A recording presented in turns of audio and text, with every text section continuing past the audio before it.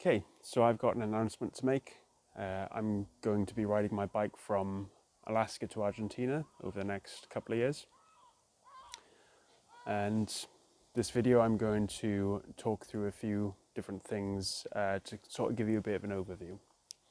So first I'm going to talk about the general plan and the route. Then I'm going to talk about the timescale, so when I'm starting and how long I expect it'll take me. I'll discuss why I want to do it and run through some previous touring experience that I've had. I'm going to talk about the risks involved and how I'm going to mitigate them. I'm going to talk briefly about some notable sections, and I'm going to talk about how I'm going to be posting my trip to social media and what you can expect for the future. So in regards to what I've got planned and what my route's going to be, so you'll see the route that I have in mind on the screen now. So I'm going to be cycling from Dead Horse, Alaska to Ushuaia, Argentina, which are the most northerly and southerly towns that are connected to the road network in America, or in the Americas.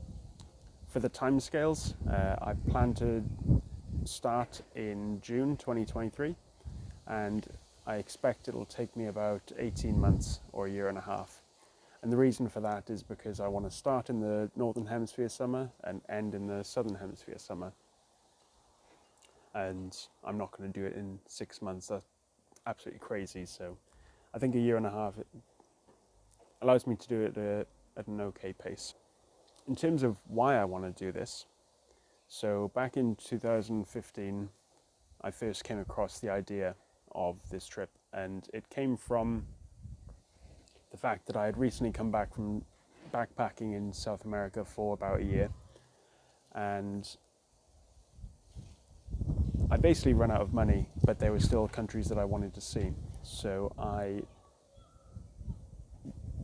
was thinking of plans to go back, and I figured I would include Central America with that. And somehow I discovered the Pan American Highway, and then later cycle touring, which really intrigued me, and I thought it was a good pace to see the world. And the more I read it, and the more I read about it, I just got more and more interested. So my friend Joe and I went on our first bike tour in 2016, where we tried to cycle from South Wales to North Wales. The trip went horribly, but nevertheless we absolutely loved it, and went on a few tours after that. So we've cycled the Camino de Santiago in Spain, the North Coast 500 in Scotland. We've cycled we've cycled around Normandy together, and then on my own I've cycled around Wales, and I've cycled from John O'Groats to Land's End. So I've got a bit of experience on me at the moment. My trip isn't immune to risks. So the main risks that I'm looking at are wildlife, injuries, and being isolated. So in terms of wildlife, my main concern initially is bears. So I'm first in polar bear territory, and then later in black and brown bear territory. I believe I'll be outside of polar bear territory after the first day. So that's only a brief concern, but it is something that I'm going to be cautious of. And then later on, with the brown and black bears, I've just kind of got to live with that for, I don't know, 6 months. And so I'm trying to read up on bear safety. I'm going to have bear spray with me, and make sure I manage my food, and anything that I have with fragrances, just manage that as best as I can. In regards to injuries, I have some first aid experience, and I'm going to be carrying a first aid kit with me. Additionally, I'm going to have travel insurance which covers me for any hospital visits. And then in terms of being isolated, I have a Garmin InReach messenger, which I'm able to send and receive messages when I'm outside of the phone network. And with that, I can also hit an SOS button to get emergency rescue if I need that as well. There are a few notable sections across the trip. The first one will be the Dalton Highway, where I have to cycle about 500 miles from Deadhorse to Fairbanks, and the only notable town along the route is Coldfoot, where there's just a post office, a restaurant and a petrol station.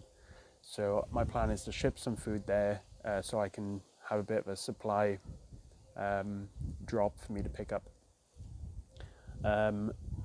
Another notable section will be the Darien Gap, and I plan to cross that by boat, but I could also fly as well from Panama to Colombia if I need to, or if I decide to, but I'm fairly flexible on this trip. In terms of posting to social media, I plan to post relatively frequently to Instagram and then less frequently to YouTube, for the simple reason that it takes a lot longer to film and edit videos. So I wouldn't like to say how frequently the videos will be, because it'll depend on my internet access and how much opportunity I have to sit down and edit the videos. I suppose I'll get into some rhythm after I've been on the road for a while. But the initial videos that I'm going to have will be some pre-departure videos. So there's this one. There's a video I have planned where I'm going to talk through my bike setup. And then another one that's more focused on my luggage, so what I'm taking and how I'm packing it. So you've got those to look forward to. My plan is to prepare them before I go and have them as scheduled posts.